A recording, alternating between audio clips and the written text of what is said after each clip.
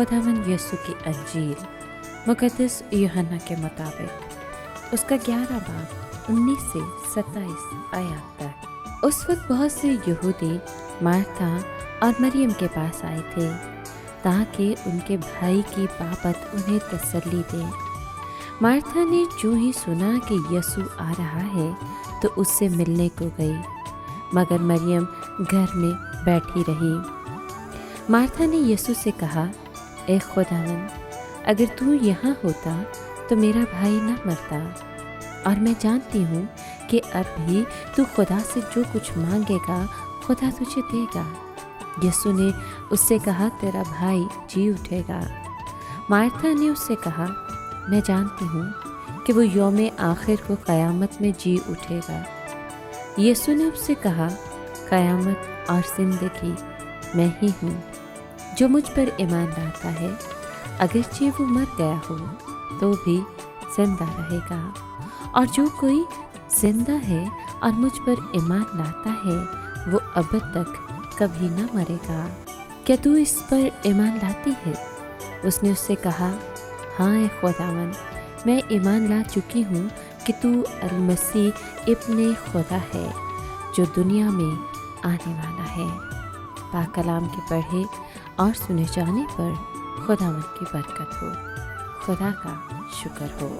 अज़ीज़ मोमिनीन, आज कलीसिया मुक़द्दसा मार्था का यौम यादगार मना रही है।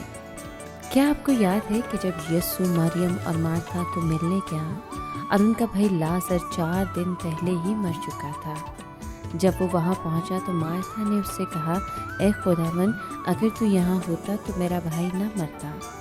मार्था वाज़े तौर पर मायूसी की हालत में थी। तब यीशु ने उससे कहा, तेरा भाई जी उठेगा। मार्था ने उससे कहा, मैं जानती हूँ कि क़यामत में आखिरी दिन जी उठेगा।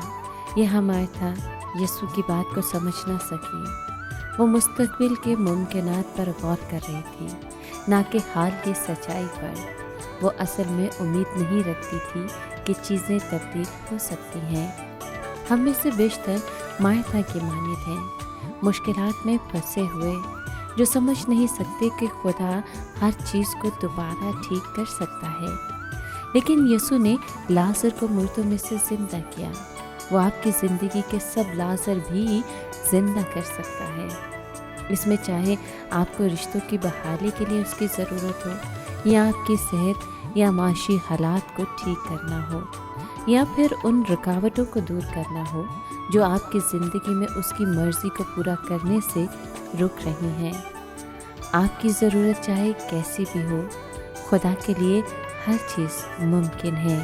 इसलिए उम्मीद का दामन ना छोड़ें। हो सकता है इस वक्त आप तकलीफ़ में हो, लेकिन खुदा हर तबाही में से नई इब्तिदा पैदा कर सकता है। खुदा पर ईमान रखें और उसे अपनी ज़िंदगी में अपना जलाल दिखाते हुए देखें। ए खुदावंद, हम जानते हैं कि तू अपने जलाल के लिए हमारी ज़िंदगी के हर तरह के हालात में काम कर सकता है। बजाय इसके कि हम अपने मसाइल में फंस जाएं, हम तुझ पर भरोसा रखेंगे कि तू हमारी ज़िंदगी के सब लाज़र ज़िंदा कर देगा। आमीन।